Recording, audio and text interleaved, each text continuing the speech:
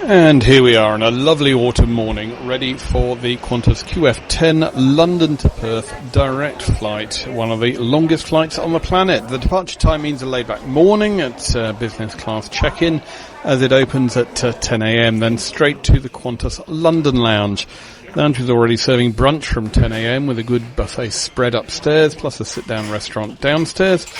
Afternoon tea was served in the lounge from midday with scones and jam. That sort of gave us sort of pleasant late afternoon atmosphere and plenty of other food for grazing as well. Bar, of course, open, indeed both of them, gin bar downstairs and a cocktail bar upstairs.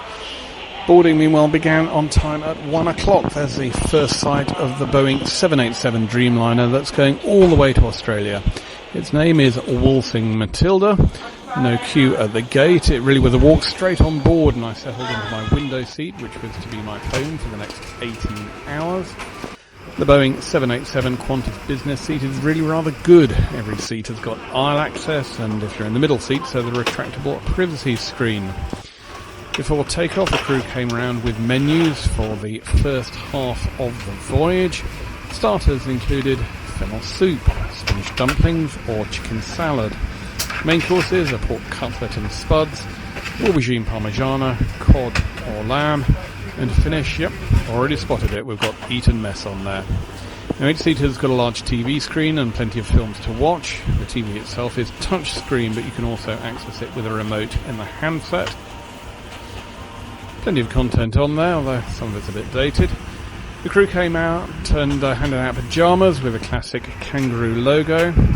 Plenty of places to keep your tablet, laptop and water bottle in there as well. And the crew came around with amenity kit, so the new Qantas style with stars on the bag, plenty of moisturiser, a toothbrush and eye shades as well.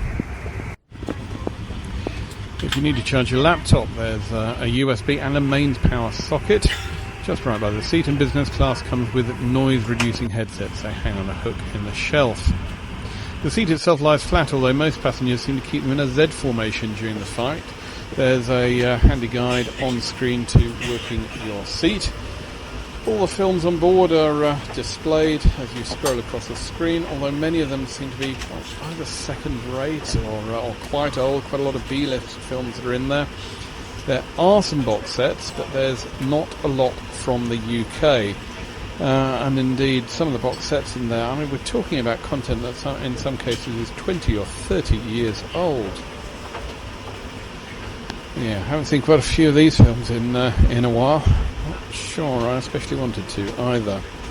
There's a good moving map, of course, shows exactly where we are. There we are, still on the ground at Heathrow. Crew came round yet again around the cabin and then handed out breakfast menus so that you can see what you're going to get before you land in 16 hours time. Good feature. It means you can pre-order ahead, not worry about waking up and trying to study a menu and trying to work out what you actually want. While we're on the ground, the entertainment system's active, so can undo those headsets and plug them in. They've got a standard Qantas 3-pin plug. Very good noise-reducing headsets, actually. They really do cut out all of the noise. So there we go. We're pushing back and then about to taxi around Heathrow. We've got a chance to actually see a good view of Concord, which should just about be coming up on our right-hand side. There we go. That gave plenty of time as well to admire the new Qantas safety video. If you have to evacuate, of course, we've got some very nice views around the UK and other places that Qantas goes to. Now taking off here on the right-hand runway. Calm, sunny day. So at the north you can see there isn't a cloud in the sky. Just listen to how quiet that Qantas Boeing 787 Dreamliner is up front in business class. Admittedly, it's not cheap if you want to sit here. From the UK, a business class return to Perth costs about £7,000. You can get some discounts if you buy early. From Perth, if you want to fly business class, it's 14 grand Australian dollars return. Yeah, as I say, it's not cheap. Standout benefit, though, of the Qantas Dreamliner is that the flight times are good. That gets to Australia with just one overnight. Most credit goes to the design of the meals and times, which moves your body clock along quickly so you don't suffer the horrendous jet lag normally associated with the latest Qantas flight via Singapore, which arrives in Sydney at 5 o'clock in the morning. Instead, the late evening arrival makes it all much more bearable. Anyway, we're now heading up to cruising altitude, heading out over Kent. English Channel is going to be coming up in just a moment. And it feels like time for pre-dinner drinks. I did say dinner. The assumption is you'll have lunch in the lounge and then what feels like dinner on board in mid-afternoon. So 90 minutes in or so, drink service begins with a trolley from the front. Qantas has got its own signature cocktail on this flight, which is tequila with an apple and raspberry mix, or rather bitter actually in the glass. Comes with a small quiche. I guess that's to keep passengers happy in the long wait for food, as well as spinning out the meal service for as long as possible. I would say that the crew in business class were certainly stretched. There were 3 of them. We came around with a second drinks run as we headed up to 35,000 feet over the channel. There we go, more champagne for me, nuts and nibbles as well, and then a green rocket salad and bread were delivered at about the half an hour mark before the entree. That's at 2 hours in. I selected the chicken salad, which was very good indeed, and also continued tasting the wine. 2 white wines on board. The chicken salad, the salad dressing, got a palm sugar base that complements the chicken quite nicely. And there's decent cutlery as well, metal cutlery, as you might expect in business class. We're also expecting reasonably smooth flying conditions. Just a reminder though, while you are seated, we do require you to have the seatbelt comfortably fastened in the event we do encounter. So there we go, that's that metal cutlery designed by me, David Kaon. Trying the Chardonnay now, and again, chicken salad. There was another starter as well, I tried it as well. It's fennel soup with lemon and dill. It's great, really quite strongly seasoned, quite a lot of flavour, but there's a dash of real cream in it. I really can't fault that at all. And the crew, of course, were very good. They kept the wine flowing. Moving on to the red now, as I was moving on to the main course. This is pork cutlet with Savoy cabbage, potatoes and beans. Thankfully, a very generous serving, actually, considering it's 5 hours ago since I had my early lunch. Really, we actually went for this pork cutlet. A lot of strong flavours in there again. It was a little bit heavy, but nowhere near as heavy as the Eton mess for dessert. One of the best I've had on a plane, and the dessert kept on coming. There was ice cream in a tub as well. Just as we were leaving Europe and going into the Middle East over Turkey, it's clear that the crew were trying to keep the meal service going for a long time, as there was plenty of time on this flight. Heading down into Iraq now, as pretty much finishing off on the wine, and time for a cup of tea with chocolate, of course, served just the way it should be. Then we've got a cup of hot chocolate as well with marshmallows. Great way to settle down for sleep. It's only about 6 o'clock in the UK at this point, but it feels as if I have had a large and satisfying dinner, which is exactly what the Qantas sleep design has intended. Had a couple of beers as well. Bogues is served in the business class cabin, and then I took a wander out to the in-flight snack bar. There is a snack bar on the Qantas 787. It's quite small. It's on the left-hand side of the aircraft, beside the small galley.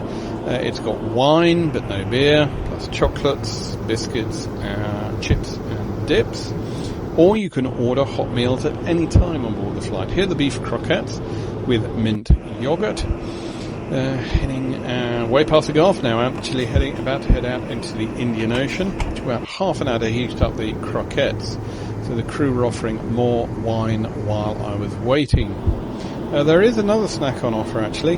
That's the Welsh rarebit, and that was lovely and cheesy. Got loads of Worcestershire sauce sprinkled on top, and just what I needed hours into the flight, as we're now midway over the Indian Ocean. No land for thousands of miles in any direction. Only a few hours out from Perth now.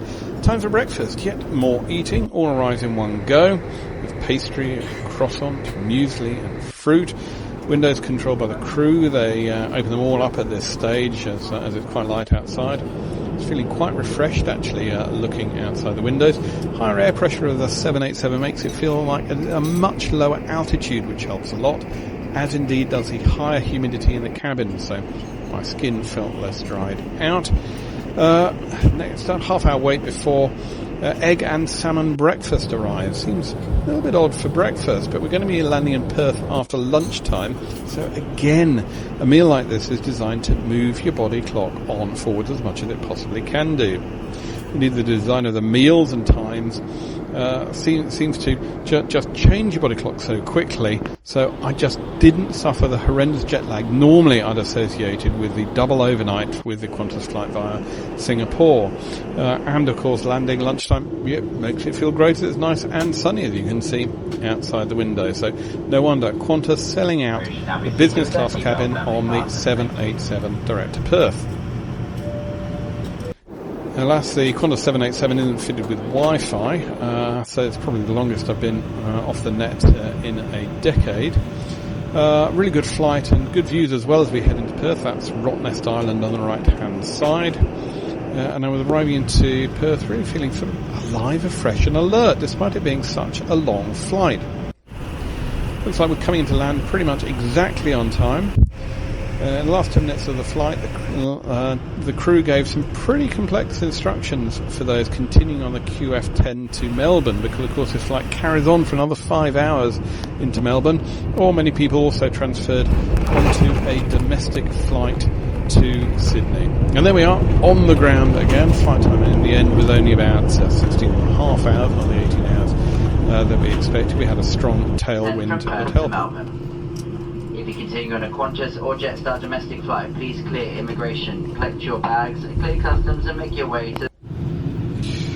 There we go, and after landing I walked up the jetway feeling really quite refreshed. The exact opposite of the flight to London. Clear immigration and collect your bags. So a good flight on a good aircraft and at good times. Sometimes going all the way direct is worth it.